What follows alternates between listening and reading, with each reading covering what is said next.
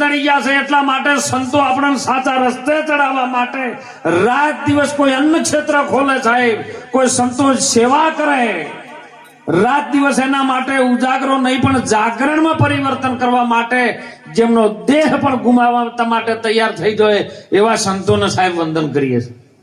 અને એટલા માટે આપણને જગાડવા માટે સંતો જગાડે કે જાજ તું આ મોહ નિંદ્રામાં ક્યાં સુધી સૂતેલો રહીશ. નિંદ્રા મોટામાં મોટી મોહની છે, બીજી કોઈ છે નહીં. અને માયા મોહની છે. આ મોહ માયાના ચક્કરમાં કોઈ છોડવાનું ત્યાગ કરવાનું નથી આવતું, પણ જેમ છે એમ રહીને વર્તીને આપણે સાહેબ જેમ કમળ છે ને કાદવને ટચ ન થાય એમ જીવન સહેલું બનાવવા માટે આવા સંતો સાહેબ પોકાર કરી રહ્યા છે. અને આજે નારણબાનો દેહ નથી પણ એમના નામથી આજ હજારો માણસ ભેળો છે. અને મહિમા નામનો જ રહેશે. નામ રહંતા ઠાકરા કોઈ નોણા નહીં રહન, કીર્તિ એ હુંદા કોટડાઈ તો કદી પાડ્યાય. જેને જેને પરમાત્માના નામમાં, કોઈ હરિના નામમાં, કોઈ સંતોને સેવામાં, કોઈ ચબૂતરાના કામમાં, કોઈ ગાયોના કામમાં, કોઈ દીકરીઓના કામમાં જેને જેને સાહેબ હાથ લંબાઈ અને કઈક સારું જીવન કર્યું છે, એનું જીવન ઉજ્જવળ બન્યું છે. તમે જોજો રણુદા ઘણા વસ્તી જાય છે. હે રામદેવ પીર મળ્યા અરજી વાટી, બાપો ધણી મળ્યો, ડાલીભાઈ ને મળ્યો. અત્યારે હજારો જણા મળે છે, એમની શ્રદ્ધા કામ થાય પણ દર્શન ન થાય. દર્શન કરવા માટે સદગુરુનું શરણ સ્વીકારવું પડે તો જ તમને દર્શન પ્રગટ. નહીં કેતા હુકમ કરો તો પીર જાત્રાઓ થાય. કેવું હું કમ કરો તો, જે અંદર હું છે ને એને કમ કરો તો તરત તમારી જાત્રાઓ થાય. અને પછી મહાપુરુષો કે છે રામા કહું રામદેવ તને હીરા કહું લાલ, જેને જેને મારો બાપો ધણી રામદેવ પીર ભેટ્યા એ નર થઈ ગયા. આ જગતના દાખલા જોવો સાહેબ, જેને જેને એના નોમની ધજા ફરકાઈને સેવામાં હાથ લંબાયો ને એ કોઈ દાડે એને ઘટ નહીં થઈ, એને વધતું ગયું. અને જેને જેને મન હંકોડી નાખ્યું ને એનું હંકોડાતું ગયું છે. અને એટલે આપણા સંતો તો જગાડે છે સાહેબ કે દેહ આજે નારાયણ બાનો નથી, કાલે આપણો નહીં રહે. પણ દેહ જો સુધી છે, જે સાધન તમને પરમાત્માએ આપ્યું છે, આ સાધન પહોંચ ભૂતોના બંગલાની અંદર હમણાં મહાપુરુષે સુંદર વાણીમાં બોલ્યું કે તારે રહેવું છે ભાડાના.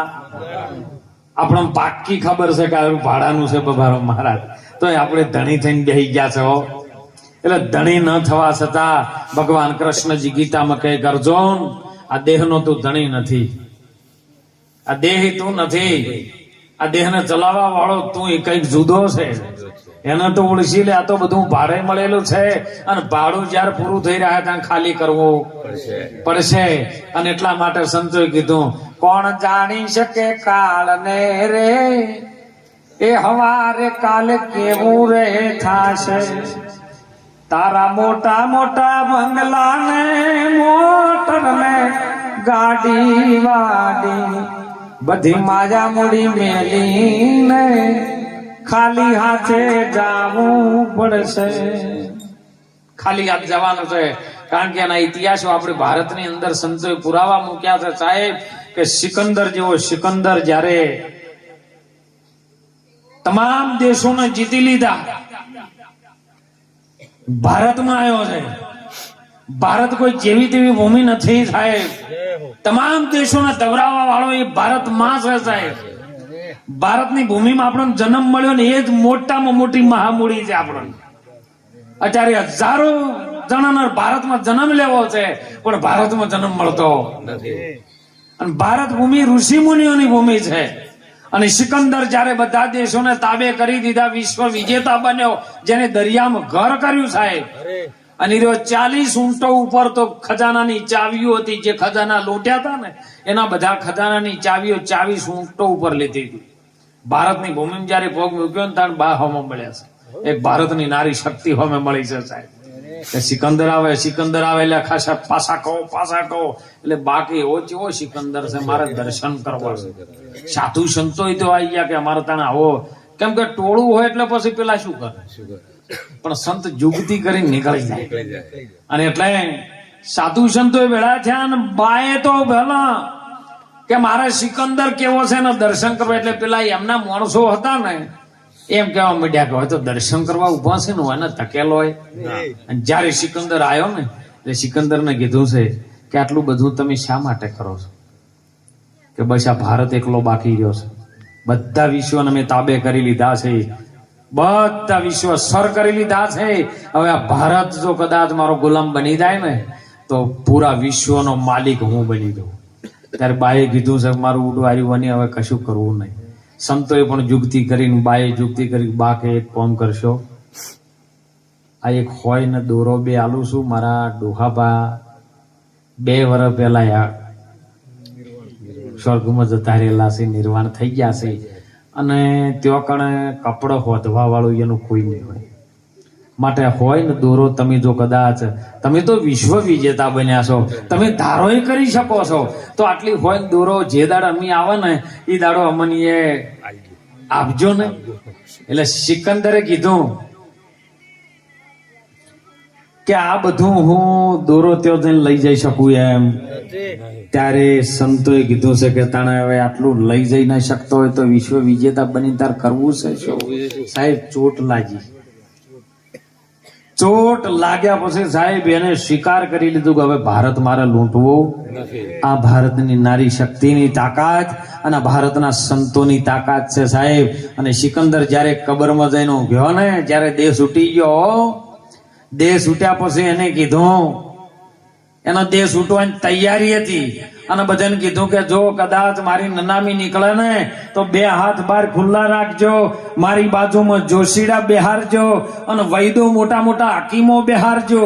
કે આર્યુચમ જહાપના કે ભારતની પબ્લિક ને નહીં પણ વિશ્વના તમામ ધરતી ઉપર જન્મેલા માણસને ખબર પડે કે પૂરા બ્રહ્માંડ ની અંદર બધાને વિશ્વ વિજેતા બનેલો સિકંદર જયારે આવ્યો તાણે ઘણું કબજે કરી લીધું, ઘણું તાબે કરી લીધું, પણ ગયો તાણે હાથ ખાલી રાખીને ગયો છે. અને વૈદ ને જોશીડા એટલા માટે બેહારજો કે એને મૃત્યુની તારીખ ના આપી શક્યા. બસ આ માટે વૈદોને બોલાવજો.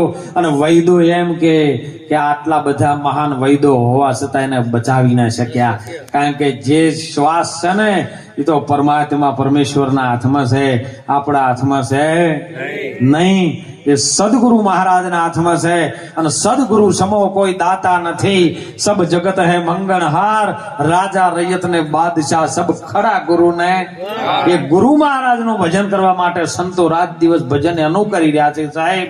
અને એનું ભજન કરે એનું કોઈ દિવસ ઉભું રહેતું નથી. એટલે ગુરુનું ભજન કરજો, પરમાત્માનું ભજન કરજો. જેની તમને જે શ્રદ્ધા હોય, શ્રદ્ધા ઉપર પરિપૂર્ણ જો પ્રેમ આવે ને તો સાહેબ એમાંથી પણ પરમાત્મા પ્રગટ થાય. એ તમારામાં તાકાત છે હો. એટલે ખૂબ આજના સમયમાં મારે સમય યાદ નતો, પણ જયંતિભાઈ કે ના બાપુ અડધો કલાક પણ આવજો, મારું મૌન રાખો. કીધું ભજન કરવા માટે તો દેહ મળ્યો છે, પણ કોઈના વચનની કિંમત આપણો ન હોય. એટલે ગમે કરીશ, પણ અડધો કલાક તમારા સમયમાં હું દર્શનનો લાભ લઈશ. એવા આજે નારાયણભાના પરિવારે સુંદર આવું મેસર ગામની ધરતીમાં આવા સંતોના પુણ્ય